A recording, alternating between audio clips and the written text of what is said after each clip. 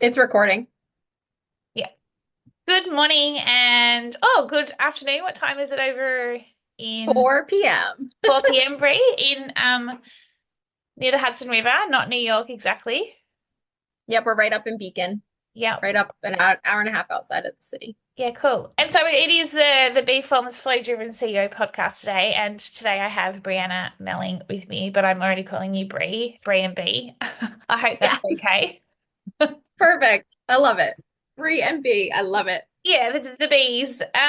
Bree, so tell me a little bit about you, what you've been up to, your journey. I've, obviously done a bit of homework, research on you. We have a very same passion and clearly a similar sort of career from corporate into now having your own business, coaching and consulting. And I love the name of it as well. So So, yeah, give us a bit of a story because I feel like from what I've read as well, you've got the children and there's been, dare I say it, struggle may not be the right word, but you've had a lot happen to you over your time. And, we were just talking before we jumped onto this podcast about finding those little moments of joy, which I absolutely love. So over to you. wow, I'm like, in my mind, I'm like, we need like thousands of hours to tell the story. I'm like, how do I slim this down? I mean, when I think about myself as a child and how I grew up, I was very angry. I blamed my parents for a lot of things. I went into my working world feeling like everyone needed to do things for me, right? That young, funny. I'm 41 now. So I'm like have some wisdom and Yeah. experience. But I felt like I could always be doing more than I was. Nobody was taking a chance on me. No one saw like the great things that I saw in me, or like, when you're younger and like, I could do that. Why does no one see that? Mm. And I had a lot of not feeling good, like I'm not good enough, I'm not worthy of this. And then that comes from the childhood stuff as well as, the younger ages of work. And I actually got a great opportunity to take on a director of employee and organizational development, which was one of my favorite roles I've ever had. I got to build employee engagement programs from scratch, performance management programs from scratch, leadership Wow. development. Yeah. And I got to hear people be like, going through your courses and going through the work that you have us going through has changed me as a leader, as a mom, as a wife, as a partner.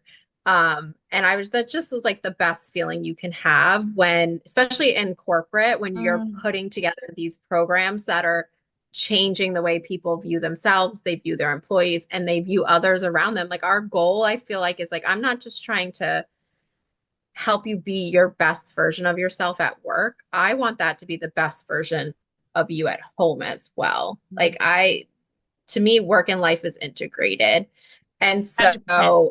how do we help everybody? So, that was my last corporate role. And when I left there, I took the opportunity to say, like, I want to go back. I want to become a coach. I want to start my own business. And so I did. I went back and got my coaching certification through IPAC.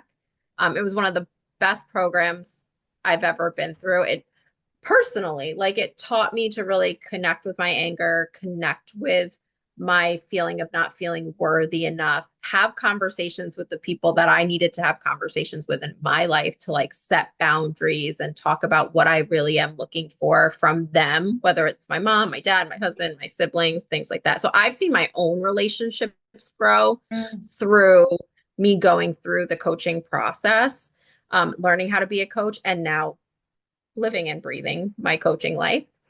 And so it's just really great when I can help somebody really tune into what they want, the energy that they want. Like if they want the joyfulness, the contagious collaboration, the excitement in their life, the things that they look forward to the most, right? It's all possible. Like everything is possible Oh, that I we love that. want I love that emotionally. so much. Yes, like emotionally, it's all possible. I don't think we realize, and it took me a long time to realize this too, is that we have control over our own emotions, even when we feel like we're out of control. Like even just taking a breath, right? My daughter, my oldest, she'll be 9 in May. She's autistic and nonverbal.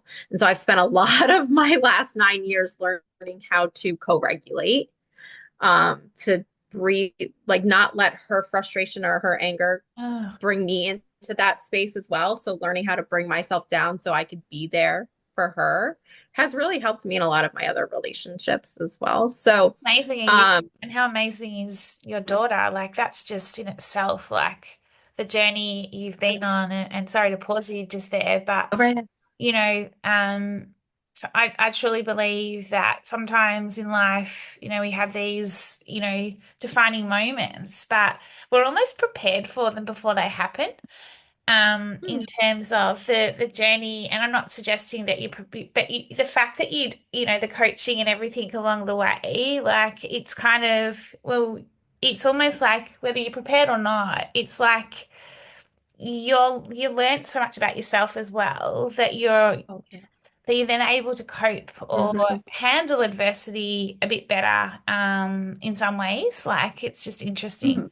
even Well, though it's interesting you said my daughter was, and we say this all the time. My dad actually just got his first tattoo today of a dandelion for my daughter, and my dad's like has been anti-tattoo his entire life, but like so like I call it she's body this art, like Brie. I call it body art. It sounds more, less tattoo and body art because dandelion is art. oh, Like, body art. yeah, Oh, okay, yeah, yeah, okay. He got his first body art today. I love that. I'm gonna tell him that too. But she is like this. My daughter Aubrey, she's like the magnet and the glue that has kind of brought all of us back together on my side of the family. Like we've all our relationships were not where they are today Mhm. 9 years ago by any means, and it's all because I think for her I did the work because I had to for me because I Yeah, couldn't be on the floor crying anymore. So like I was like I have to go do this work. I had to learn how to grieve the yeah, type of child relationship that I thought I was going to have when you yeah. envision what type of child you're going to have or what your family's going to look like when this child comes into the world. That wasn't my life. So Mm, I had to grieve. Um, and I had to accept where we were at. And I talk about like parenting's like project management. So for me, that when you talked about like disassociating, sometimes I like, okay, I need to go into project management mode. And like, these yeah. are the things that I I'm need good to at it. do. Yeah, right. I'm good at it. I can handle this. And so it's that ability to restart, right? Let me just go into myself. Let me pause, let me focus, let me see what's going on. Let me acknowledge my emotions, acknowledge my feelings, understand that they're there, right? And really take that time to reset and then go, okay, now what am I going to do? But I cannot ask myself, what am I going to do if I'm still in my emotional state? So I have to give myself grace and allow myself to be in that emotional state Mm, and to process it. And just to trust that when I am in the space to go and do and execute and create action, I'm capable of that. I know how to do that. So there's a mm. lot of trust that goes through that. Yeah, so I've been on this journey of building my own business, which is way harder than I thought. Um, Good, at most least we've got so much in common. How much harder is it than you think? Like you think you're so you're so capable and able in corporate yeah. world, and you're working with all these leaders, and you've got a big team, or you're doing what you're doing. And I want to go back to your previous role, because do have some questions on that, and how that kind of influenced what you're doing now. But just sorry again, but it is interesting because I'm just that whole how hard it is. Like, talk to me a little bit about that. It does feel like you're like, first of all, if someone said how capable of you on a scale of 1 to 10 of doing it, I'm a 10. I'm capable. I can do these things. But there's just something that like holds me back, the uncertainty, or I get into like, what is it that I should be doing because I want to be efficient so I don't do anything. So I feel like stuck, you know.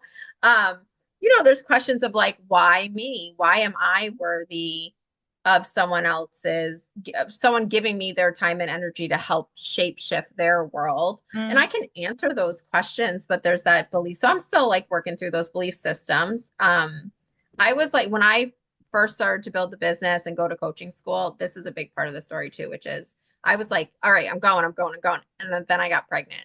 So now I have a second kid. And so I also Congratulations. said, yeah, his name is Finley. So I also was like, I knew I needed to pause and be present as a parent for him, in especially his first year of life. It was something I knew I wanted to do. So that also had the business take a back seat as well. Fascinating, fascinating. And in terms of how did that make you feel when you know, you had your daughter? What's your daughter's name again? Sorry. Aubrey. Aubrey, what a beautiful name, Aubrey and Finley. So you have your daughter and you have this, we always have this expectation of what, and I don't have children like I've mentioned to you, but, we all have, whether it's children or not, you have this expectation, right? Like, and you sound very similar to me in a way where, you want everything to be right. And so you've got to practice constantly that imperfection piece as well in terms of just making sure that not everything is always right. Things can be non-linear.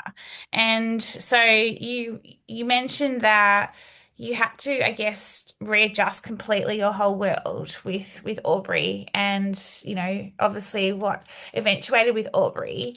And she sounds like a beautiful gift, Thank and you. bringing your whole family together, and like this dandelion. I'm interested in or intrigued in what that represents for the way your dad got that piece of body art.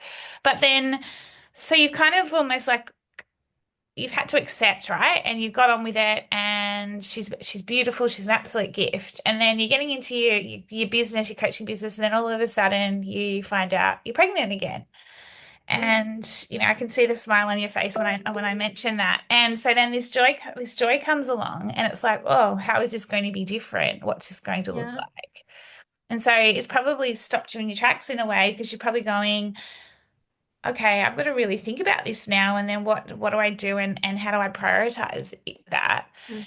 I guess where my question was going with this is, did you doubt yourself at that point in time as one, a becoming a mum again, and two, as I'm gonna have to put my career on hold, like because you seem like a real go-getter. Like, was there any kind of, I guess for me, did any limiting beliefs, or did anything pop up for you where you thought whether the struggle came back to you where it was just like, can I do this? And I mean in general, like because you were juggling like work, new child coming on board. Yeah. I had the great opportunity. I was working with a coach at the time because I was like, I want to build my business, so I'm going to work with a coach and help build my business. And he was great because he was reminding me that I was actually being very decisive, like, and to trust my decision making, which was, I'm going to pause right now on like growing the business intentionally with a project plan and all that stuff, so that I knew that these were going to be like the last couple of months before we brought this second kid into the world. And I wanted to focus on my health. I wanted to focus on my pregnancy. I wanted to focus, my mental health was important. And so I was privileged enough to be able to have that time to pause. Mhm. Um, and so I was very decisive at that moment. And then when he came along, when my son was born in October, I was still like, I think I was so in that moment. Like I chose to be there. Yeah. That was my choice. I was very decisive about it. No one made that choice for me. I knew that I didn't Um, want to like dibble dabble in the business at that point. So I got to be very present. And then he's a year and a half now. And now I'm like, okay, you need daycare and I need to reconnect with my life and my business. And that's what I'm doing now. I think we talked about this the other day. I was like, all right, I want to go back into corporate. mm, I want to go back into corporate. I want to work for a leader that I can help lift up. I can help make look good. That's one of my favorite things is like helping a leader look good, feel good, because I just love working with other people. But being out in the world and in the job market, we all know it's a crazy place right now. So I've said to myself, again, very decisive, like, Brie, you could spend 6 months in the job market and not get anything. mm, Or you can spend 6 months building your business. mm, And so I'm at this place where I'm like, all right, I need to spend the 6 months building my business because it's out there. It's possible. People all over are doing this. Everyone I think deserves and needs a coach. I work with people, and when they're done with our sessions, I can see how they feel, how they're kind of their limiting beliefs are released. They feel much more lightweight. They have a new script in their mind now of what they were from what they were telling themselves before to what they're going to tell themselves going forward. So I'm just excited to do this type of work Yeah. because when you're an organization, you get like there's one focus, right? But when you get to work as a coach, you get to work with different people all over the spectrum, all from all different walks of life. And so you're helping, I feel like for my part, we're helping the greater Yeah, good. it's interesting you say that because, on my hard days, what is it? Some days you survive, some days you build. I heard that Mhm. quote recently. I don't know if I mentioned that to you. And I was like, oh Yeah. my gosh, that's so true. So on my survive days, whether it's hard or not, and you think, oh, I should just get a job. I should just go back and look for a job. But would I ultimately be doing what I'm here to do, like in terms of my purpose in life life for me, life, career, purpose, it wouldn't be anymore. So to your point Yeah. around, I had a client the other day, WhatsApp me voice message saying, "You're so tuned in, Bee," because I sent her I sent her a tool that I'd been talking about with her in my last coaching session. And it happened to be the day I sent it was like 2 or 3 days later. She was right at that point where she was about to use it for something. And she's like, oh my goodness. And I listened to his voice message and I was like, oh my God, I was so like, it's a little thing, but the fact that I was tuned into her intuitively, she acknowledged it, and she was like, I'm printing this out now. I'm off to do what I need to do. Thank you, thank you. So I was like, I'm actually making real impact here, real That's great. impact. And that's exactly what you're talking about, right? That you have this Yeah. ability to work with people in a way that's very different to when we were in corporate, where it is very like blinker on, not blinkers off. And, very quite structured, rigid in terms of how you do everything. And so I guess that And was, it's so to the person you're working with. Like the mm, benefit to the person that is across from you in that coaching container is it's for them. yeah, Like this place is for you. And I love how you're like, you felt so good when you got that feedback from a client because I feel so good when I get feedback from a client. I had a client email me the other day, what they had come up with some new scripts in their mind. And I was just like, oh my God, this is so powerful.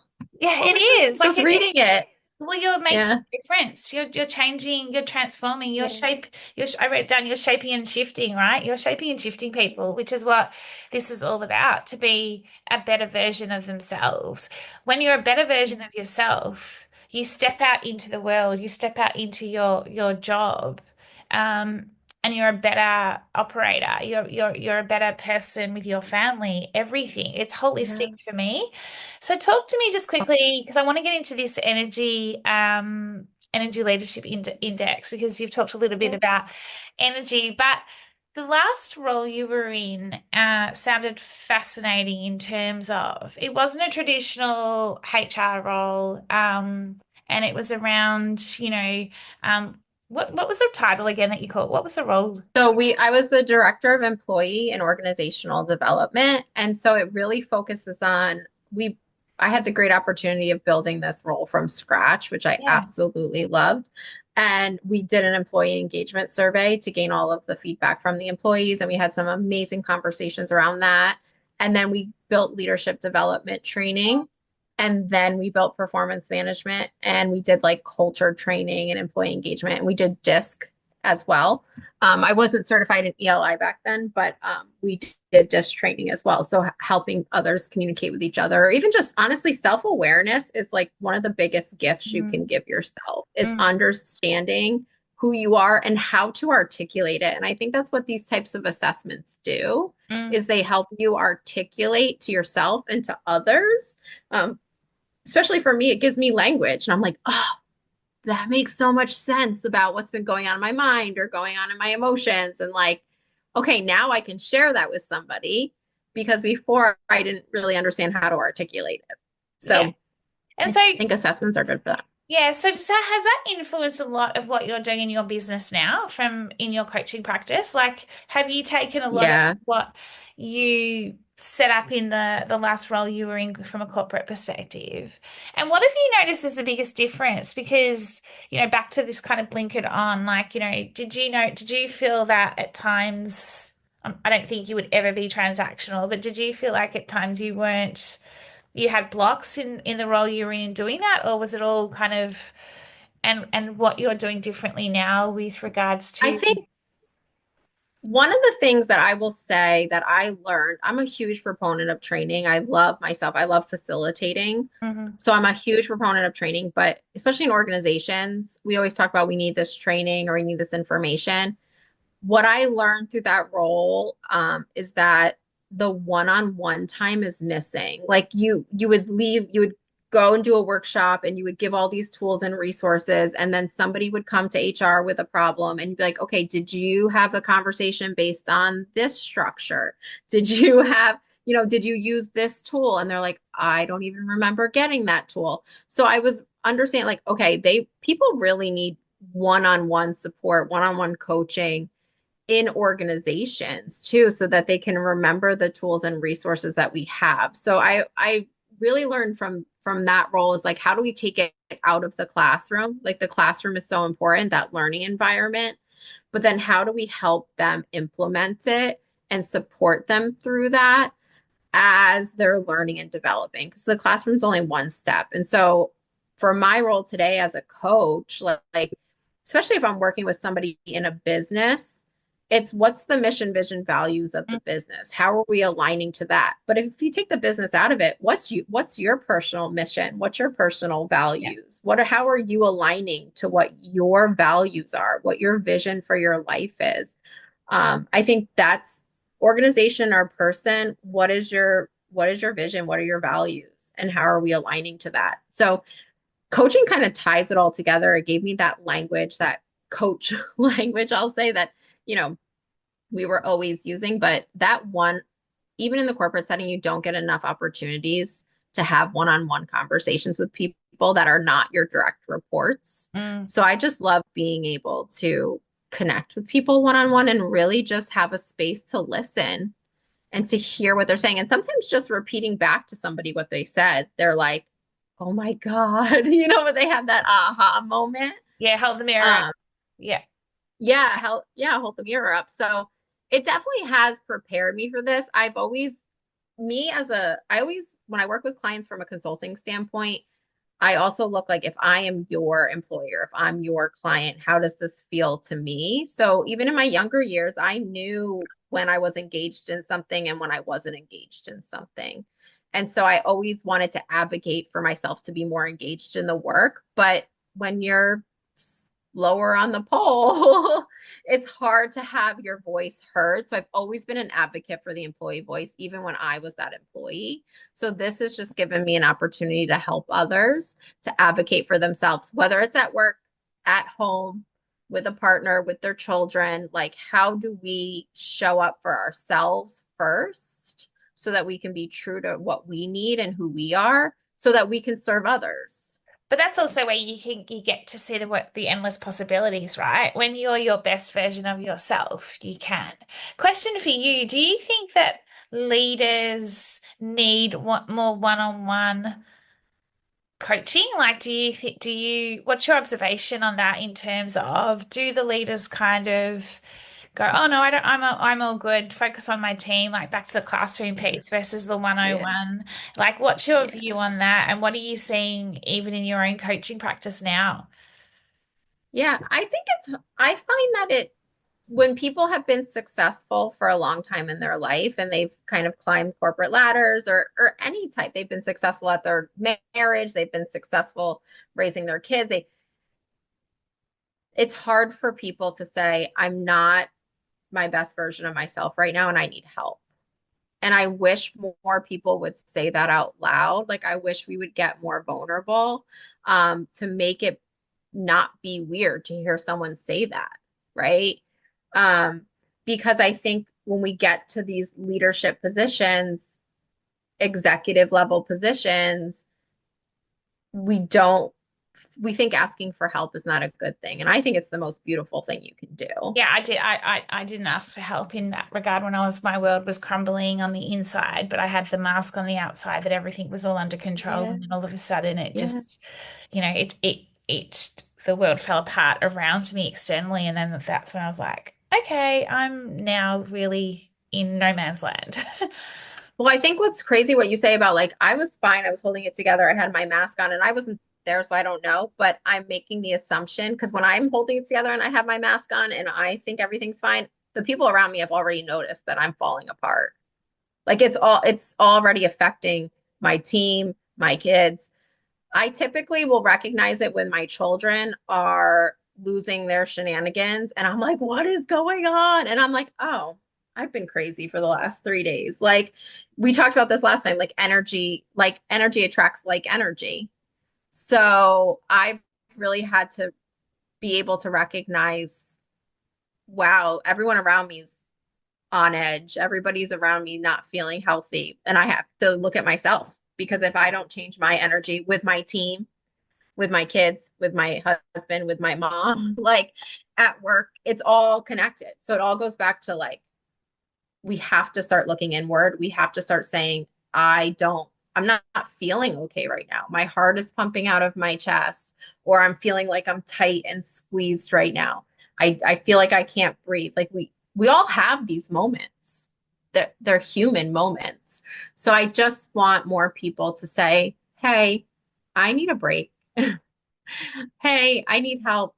Hey, can we talk for a second? Yeah. Um, yeah. And And they've I got to, think we, yeah, and they've got to feel safe to do so. I mean, I know the psychological safety, it just feels like such a, even that word in itself doesn't make me feel necessarily that safe because the minute you put yeah, psychological safety, it feels really heavy, it feels really intense, it feels very HRE, dare I say it. But they need to feel like they're in, um, when your nervous system is operating in fight and flight mode, you nothing that anyone's saying to you is making sense really in terms of even we need to sort like work help you or whatever, you're just in survival mode.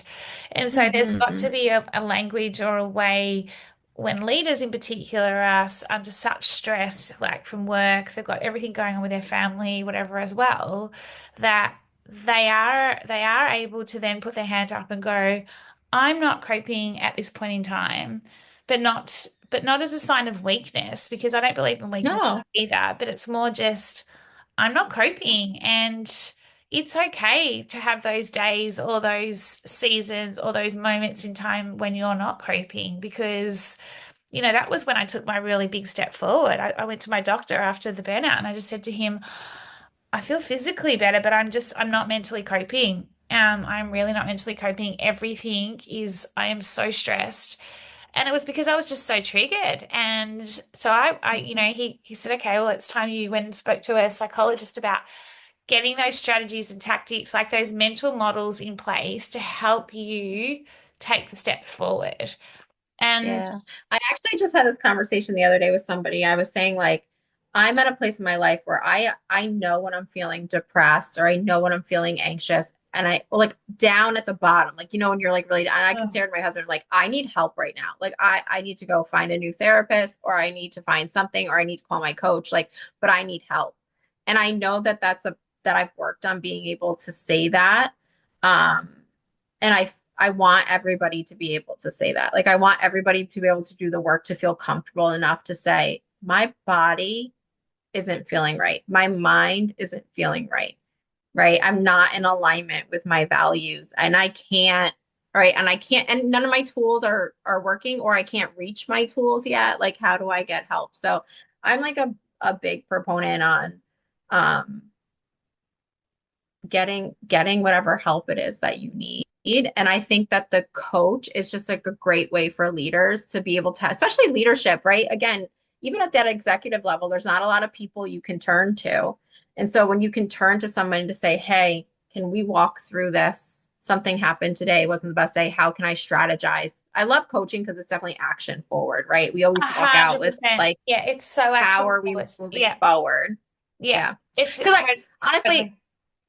we talk a lot about therapy, but I think this is my opinion. I think there's times in our life where we don't need therapy anymore. I think sometimes for me, I can get like too much therapy, right? And I'm like, I don't, so I need someone that's going to like a coach who's going to say, let's go, we'll dabble in that a little bit. We'll dabble in those emotions a little bit, but how do we go and move forward? What are our action Yeah. steps forward? And I love that about Yeah, so do coaching. I call it. You get sometimes like in therapists that I've had in the past where you just get stuck in story in the end and you're kind of like, okay, I don't feel like I'm moving forward. And I think that's Are where you the still? coach is different. But this label coach is, there's quite a label to it. And I think there's a little bit of a, like, don't get me wrong, a lot of leaders have invested in, their personal development. And I've always had a coach. Gosh, like in leadership, I've always had a coach. And I still have a coach. Like I tapped into mine the other night. Like we don't, it's not always, like it's not regular, but Yeah. I buy, I have those sessions. I shouldn't say buy, but I have those sessions where I'm like, I so needed that. Like the other night, I was just like, oh, and I Yeah. spoke to my mum afterwards. She goes, oh, he sounds so much clearer and calmer. And so thank you, Michelle. But like, that's exactly what they're for. Like, it's like Yes. someone said that to me the other day. It's like, when you go to the gym, but you have no program, no real kind of intention, you kind of just Mm-hmm. like this, right? But I Yeah. see how I coach, and it sounds like how you coach is that you're like that trainer with them. You're like the one that's kind of, okay, you're not feeling great today. Let's pull back on what we're doing. Let's dig into what's going on in your mind and body and why you're feeling the way you're feeling. Or, all right, you're really moving forward. So Yeah. let's make sure that you've got all the active recovery and all the bits in place, you've got the tools, etc., so that you're not just hustling, because I'm so anti-hustle these days. Yeah. And everything's coming from a place of doing it strategically. Back to your point around this business, vision, mission, values, whatever you like, so that you're keeping them like they're in their best shape. They're in their best shape. Yeah. Yes. You Yeah. know? Everything you just said. Everything. Yeah. All right. So let's talk about energy leadership index. So Yeah. when I did my homework on you, I was like, because I'm all about the energy, like, like ask anyone, like, B and Bree, energy vibes sort of thing. But and I can tell you've got huge amounts of energy as well. I love this whole energy leadership index piece. And I had to actually, believe it or not, I had to look it up because I hadn't heard of it before. And I was so curious and intrigued by it because I feel that humans, again, and who we are and how we operate, everything is everything we're doing right now is all energy. We're surrounded by energy. So talk to Yeah. me a little bit about what it is, how you came across it, Yeah. and how you're now incorporating it into your business. Yeah. So, I'll try to see how I can like slim this down. So through IPAC, through my coaching program, all coaches that are certified through IPAC can get certified in the Energy Leadership Index assessment. So if you are not familiar with an IPAC person, you maybe have not have heard of it before, but in theory, there's seven levels of energy and they're not good or bad. It goes back to like self-awareness and understanding where you're at. So it's more about you have two levels that are catabolic, which means it brings you down, it keeps you stuck. That's like level one, which is victim energy, and level two, which is like anger and frustration, right? That body, that feeling you feel like it's like pulling you down and you're stuck and you can't move and you're in quicksand and you're like crawling out. And those are the emotions and the energy that you need to sit in and figure out like, am I aware of this? What am I doing with this energy? How is it affecting me? Right. And then you have your level three is like your first level of what they call anabolic energy, which anabolic energy is like things that are moving you forward. So it's the first part. Level three is like, okay, it is what it is. Like, it is what it is. I'm just going to deal with it. We talked about like compartmentalizing a little bit or disassociating or anything like that. Um, and then level four is, I really want to give to others. It's about giving to others.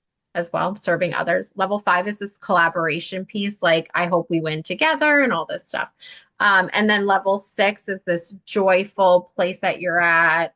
You're seeing things from this joy is really the level that I bring it to. And then level 7 is this, like, I think like Buddha meditation level. But when you can operate in level 7, you can choose, it's about your consciousness, right? You can choose which level you're in. You understand where you're at, why you're there. If I'm angry, why am I angry? What am I there? What can I do to get out of anger? So there's a lot of tools and processes around the whole thing. So I wanted to describe that really quickly. No, it's amazing. It goes back to, for me, it's about giving me a lot of energy, and the assessment's not giving me a lot. For me, it's about giving me language around where my energy is currently. And the assessment itself is an attitudinal assessment. So it addresses your attitude. So we know that shifts, right? And we work on that in coaching. We want to be able to look at things with a clearer lens, to look at things from the bright side. We want to look at things from this joy field. Like, I'm going to choose that this is my life. So if I were choosing that this is my life, how would I then now look at what's happening to me? So it goes back to having a lot of choices. I'm consciously choosing to be in these levels instead of the levels just happening to me. Instead of anger happening to me, I'm choosing to be there. I know I'm there, I'm staying there. If I'm in victim mode, I'm choosing to be in victim mode, because sometimes in victim mode, I need to do self-care. So I'm choosing to be there so I can take care of myself right now. So I know you and I talked about you doing an assessment. So I sent you over some scheduling stuff. So hopefully we can get into it, and like we can even do some deep dive, maybe another podcast around it. But Yeah. I think, again, it goes back to anything that can give you language. I love the ELI assessment because it is about our attitude. It is about how we are consciously choosing what energy we're showing up in. And it's not easy. It sounds easy, but it's not. We do the work, right? Yeah. We do the work. We get the language, our thoughts, our emotions, our behaviors. Like, how do I control that? A lot of people feel out of control because they don't realize that they can control their thoughts, they can control their emotions, and they can control their behaviors. So this assessment helps us walk through, how are you going to do that? Where do you need to do Yeah, it? the practical What would it tools, look right? like? Huh? The practical tools. This gives you the Oh, practical yeah. skills to put into place. Do you Yeah. see this as something that isn't just for leaders, but can be also applied to teams as well, like leadership in their Oh, team? absolutely. You can apply it because teams have an energy in them itself too. I think we talked about this last time. We were like, when I walk in a room, I bring an energy, Oh, yeah. right? Yeah, well, I'm the same way. When I walk into a room, I mean, I have 42 years of data, 41 years of data. Like, when I walk into a room, I know what happens in that room. I know how I connect with people. And so there's a team energy as well. It can be done with teams. Yeah, Absolutely. I was going to bring that up just before actually. Like, oh gosh, yeah, I know when my energy's not good, or when my energy's like Mhm. really good, or my energy's too off the charts in terms of, because I've got that I've got that type A energy, or whatever you want to call, type A personality, where like you can just be 100 miles an hour, and people misunderstand that in terms of, they think this person is crazy, or like, I've had that before where you're just out there, but it's like, no, Mhm. just I've got so much energy in me. It's like, what do I do with all this energy? How do I let it out? You know what I mean? Like, so I think it helps you to regulate yourself as well, and to kind of pull back and all of that. But yeah, I absolutely hear you and know that my energy can influence a room, and it used to influence a team when I used to walk into the office. Like, and if I wasn't in the best energy, if I had my mask on, I knew that I could influence how everyone in that office that day would be operating. Like, Yeah. I think it's pretty, like, when I was on the team, I think we talked about this last night too, with like, today's a 30% day, today's a 150% yes, day. Like, so you also, again, I think anytime you're with a team, when you can have language that everybody understands, regardless of what the language is beautiful, right? Which is, hey guys, like, I've had a rough night. My brain's not in it. It's a 30% day for me. yeah, It doesn't mean that I'm giving like crap quality. It doesn't mean that I'm not showing up. It just means that my energy level is 30%. So sometimes the 30% day for me is I'd like to do some brainstorming. I actually like team meetings on a 30% day because I can't focus. So I like to talk to people when I'm feeling like down. And when I'm at like 150%, like that's when I'm like knee deep in the computer. That's that build mode for me. Or flow. But That's flow for me. That's getting into flow. That's when you're deep in flow. That was me yeah, yesterday. I was just like, yeah, like in the best possible doing way. it. Yeah, like coming up with Just so many different, like like, smash through. But you know, one thing, just quickly, yesterday, for example, this is a good one, right? So, and I see this with a lot of people that I work with, leaders that I work with and teams. So yesterday I got up really early, went and did a reformer cardio class, that was at 6:15 or whatever in the morning, came back, walked my puppy. I know, walked my puppy, we got a coffee, just our usual ritual. Then I had a few meetings in the morning, had a bit I had to get through. But I noticed there was this one thing that I had to do which was a real like pulled my energy down. It just pulled my energy down because I was just consumed by it. And so I got to around lunchtime and I thought, I looked at my puppy and he was kind of just staring at me as if to say, why don't we just go for a walk? And so I kind of yeah. looked at him and went, you know what? I'll just quickly take you down to the park. It's school holidays here at the moment. So the school park's open. Did that.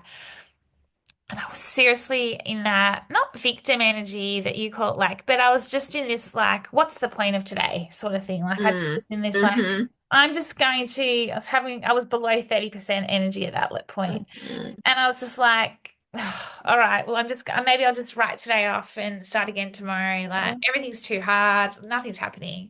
But I don't know what happened in that moment. But I went down the park, threw the ball to him a few times, and then I came back. And the thing I was stuck doing in the morning, I just come back, had something to eat actually, made myself a coffee or whatever, sat back down and that was when I actually got into flow for the afternoon because all of a sudden my energy completely shifted without me even Yeah. realizing it. And next thing I know, it's like 5:30. And I'm like, oh, okay, well, it's time to go walking again. Like I've got through that much stuff this afternoon. And I was surprised. I was surprised by myself. And so this is what I encourage clients to do as well, is sometimes it's working through that struggle phase to get you into accessing that flow state. I think sometimes like too, like we're taught when we're younger, just keep going, just keep going. And I love that you recognize like I'm stuck. I'm going to pause. I'm going to take a break. I'm going to go out for a walk and see what happens. And what happens was you got back into flow. And so I think like I love that you have that ability to just be able to say like this isn't working for me because if we are at that place where we're feeling like we're not moving and we just keep trying to move like it doesn't work. And what we get we stress too much, our output isn't where we want it to be, we can't focus, and we're mad at ourselves instead of just going, okay, I'm going to pause, I'm going to take a break, I'm going to go for a walk. A walk is productive. Like, I think we're also taught like taking a walk isn't productive. Like, Yeah, taking a walk's productive. Making yourself a sandwich is productive. Feeding your soul and your nutrients and nourishing feeding your your soul, body absolutely. is part of productivity. And that's like a prime example of you yesterday, which was that hour that you took back for yourself to pause and take a break actually propelled you so much forward. So I try to watch myself if I'm having those moments where I can't focus or I'm not feeling like I can, because I know myself, I can be in flow. And so if I'm not in flow, then I have to listen to myself. Mm. And I think we have to do that as leaders is when we are not in flow, we need to listen to ourselves. It is okay to reschedule meetings. It is okay to move our structure, our timing around when we're doing things. It's okay that if what we thought we decided as a plan when we were here is not the plan when we get here, like it's okay to be able to shift and move things around. And I think going back, like we have to ask for help and we have to say it's okay to move. Like it's okay to shift. It's, like because when we shift, we actually produce better instead of trying to produce in stuck mode. I love that. I was going to ask what your two or three top tips are. Last two questions Oh, for you. sure. Um, Bright Peak Consulting. So in terms of the where, how did you come up with the Bright Peak? I was really looking for words that stood out to me. Like I actually just found my notebook the other day when I had like 3 pages of words that I was like just wrote down that I was looking for, and the word bright stuck out to me. And then peak for me is I'm like the queen of restarting. So it's like you kind of come up, you get to your peak, there's this celebration. Something always happens. We talk about we're always in flow. This is the juggle of life. Mm. And so there should be brightness around everything that we're doing. But that bright peak for me represents really us living our truth, living authentically, and just finding joy. Like we talked earlier, like yes, shit happened all week long. I could name all the things that happened, but like I got to do it with my family and in partnership with my husband and, in support with my parents. And so just finding joy and gratitude and all of that. So when those two words came together after lots of other things we tried, because Google, they already existed, I was like, this is perfect. I love it. Yeah, So that's such a great. I love hearing the backstory of, how you came about your name and what it means because it does just bright peak. And lastly, you are such an inspiration, Brie. We've only tapped lightly on your family and your daughter, and you have mentioned to me that, you want to work more in that space with families as well, and how they, I guess, I don't even know what word to to say in terms of how do they work through it, like how do they like what are all the tools, and how do you are a lived experience of this, and you will continue to be a lived experience. How yeah, much I want to work more. I want to build more of a client base with around the parent model. I actually am so excited. In between the last time we talked and now, I'm going to be partnering with the school district Oh, great. to put on a night around understanding like sensory overload for parents, like in a group discussion. So I'm like really excited about that. Well done.